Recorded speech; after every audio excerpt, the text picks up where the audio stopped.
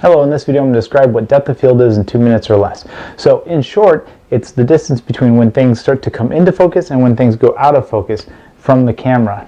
So you can have a small depth of field or a large depth of field, and you can measure it in inches or millimeters. It's controlled by the f-stop. Now the good rule of thumb is the larger the f-stop number, so f22, the larger your depth of field. The smaller the f-stop number, the smaller your depth of field. Why would you choose a small or large depth of field? So taking a picture of like a portrait or a flower close up and you want the background out of focus, you would want a really small depth of field.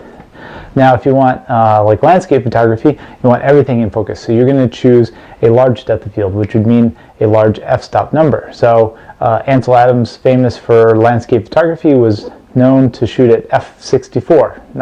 Not most DSLR cameras have that capability. If you want to learn a little bit more about f-stop, I have a video you can see here. I think that about covers it. If you like the video, please give me a thumbs up. If you want to see more videos like this, please subscribe. I'm going to try to do a series of 2-minute explanations of various photography stuff. So thank you very much.